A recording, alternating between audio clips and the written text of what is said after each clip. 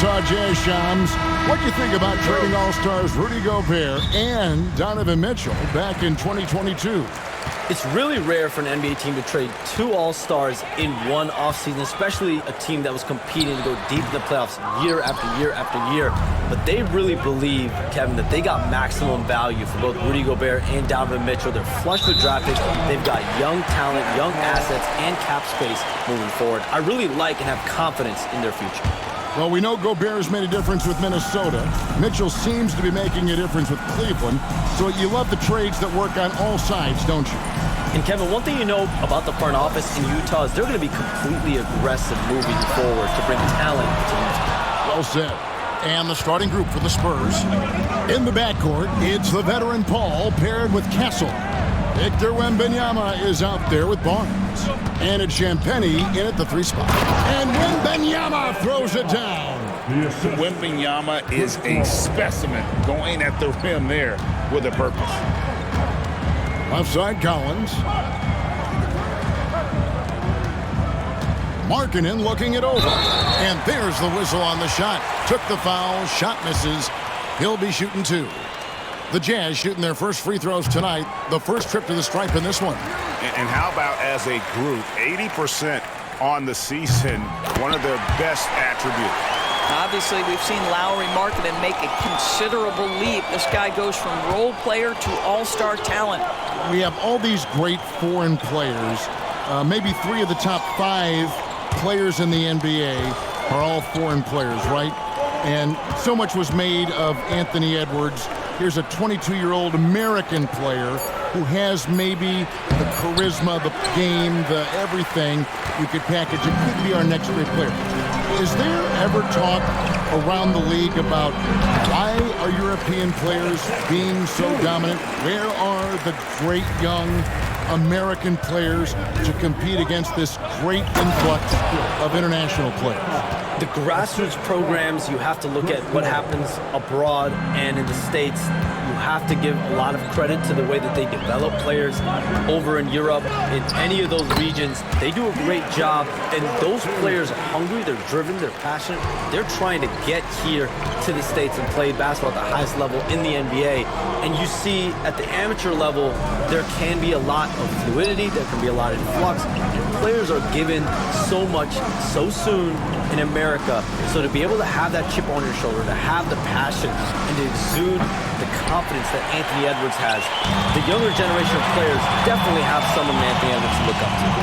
Hey, Shams, you're always on the pulse of those league-changing trades.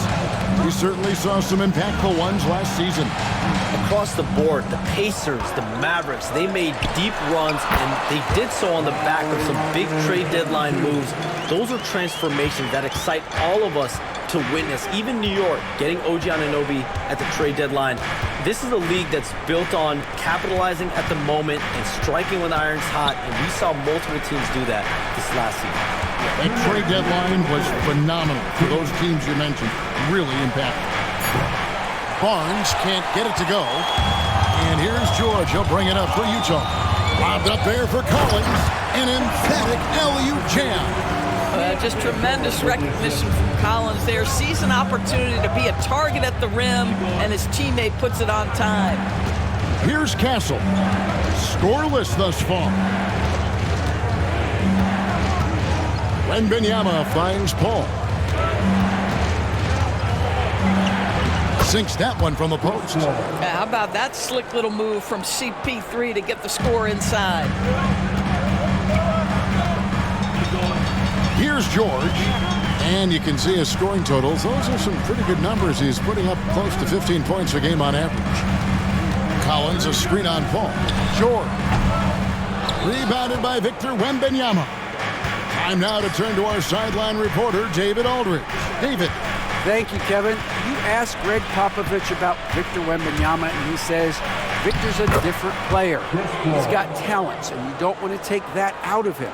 I tried to do that with Manu Ginobili, and I learned my lesson. Just shut up and let him play. Victor does some amazing things. His game is all-encompassing. Kevin? That's a great way to put it, D.A. It is all-encompassing. Wembanyama is one of one. Hey, thank you for the report. And the Spurs with possession. after the basket by Utah. That one good for 2. Paul's got 6. And they've done well at taking advantage of some late defensive rotations and getting the ball in the paint. Here's Markkanen. Outside for George.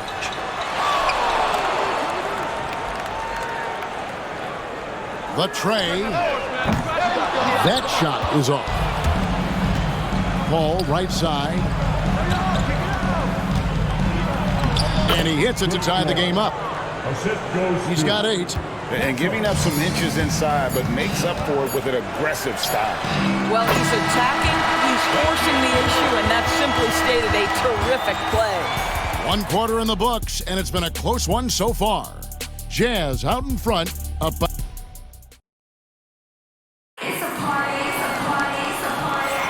And getting going again here in the second quarter. Fairly close game so far. And from what we've seen from the Jazz so far, what's your take? Attacking, drawing fouls. They won that first quarter at the line. They have done a tremendous job of drawing contact and putting officials in a place where they simply have to make the call. So with Paul on the bench, here's how the floor looks for Greg Popovich. The guard pair are Jones and Vassell. Johnson is out there with Zach Collins. And it's Champagnie in at the 3. Shams, with as often as you've interacted with front offices all over the NBA, have you noticed any changes with how franchises operate with both the players and the media and that relationship and where it may be headed? Everything has to be more specialized now in the organization, but you're seeing true partnerships develop with teams and their players, especially their top players.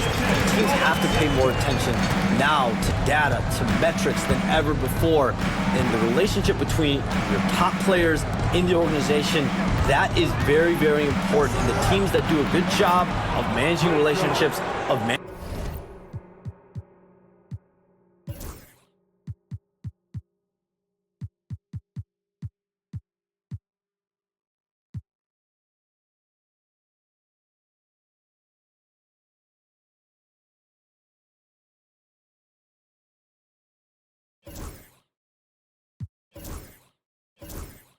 expectations, that is clearly what separates the elite teams with the bottom teams. And certainly players in today's generation are very, very polished when it comes to the media. Oh, you framed that so well. On the wing, Williams. Still scoreless. Here's Eubanks. And he drops in the layup off the glass. Well, you have to be cognizant of where people are when the shot goes up. Defenders not blocking out in that instance. Jones, the pass to Johnson. Drills it from outside. Johnson's got the game tied up here for the Spurs. And Shams, we know you are so connected and on top of so many great stories and players and trends in the NBA. I have to ask, what is your screen? Like I'm talking to my teenage daughter. What is your screen time like? You've got to be in front of that computer and clearly in front of your phone every minute, or at least most every minute of every hour of every day. It's not as high as it needs to be, Kevin, I'll tell you that much. And thankfully, it's not always like that, but certainly at the biggest times of the year, free agency, draft, trade deadline, it is certainly up there, almost in the 19 to 20 range. Kevin, what's your screen time? I feel like you might have a high screen time. You want to be plugged in. I know it. I take 2 months off in the summer, but for those 10 months, it's 7 days a week, a lot like you. But I know how much happens in the offseason. That's my interest in sitting next to you here courtside tonight, is that you're watching this game, but your mind is always thinking about this and that, and it never ends. Like, you must not get much sleep. You cannot get much sleep, right? My goodness. We do get sleep, but your offseason is my...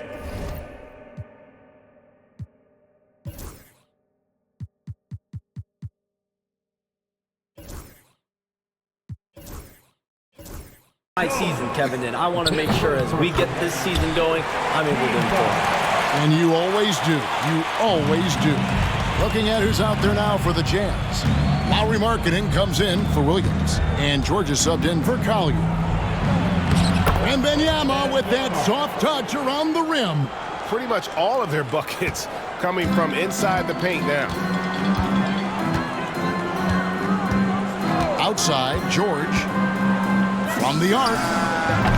Nice. 4 for 7 from the floor with that shot. And developing that 3-ball shot, George is putting in the work now. On the wing, Johnson. And it's Vassell in the corner. Jones, the pass to Champagny.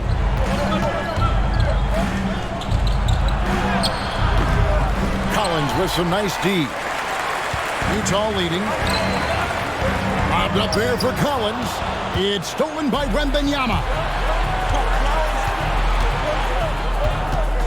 Vassell outside. Pass to Johnson. Off the mark there with the three-point shot. Shams, I am so sorry our time has run out. It has been great having you here with us. We appreciate your time so much, and I hope we do it again soon. Thanks, Kevin. Anytime. You know, when I'm not on my phone, I'm here to talk to you and talk hoops with you any time of the day. Oh, I love it. Thank you so much again. Hey, DB, wasn't that terrific talking to Shams? He is as plugged into everything around the NBA as anyone you could hope to meet.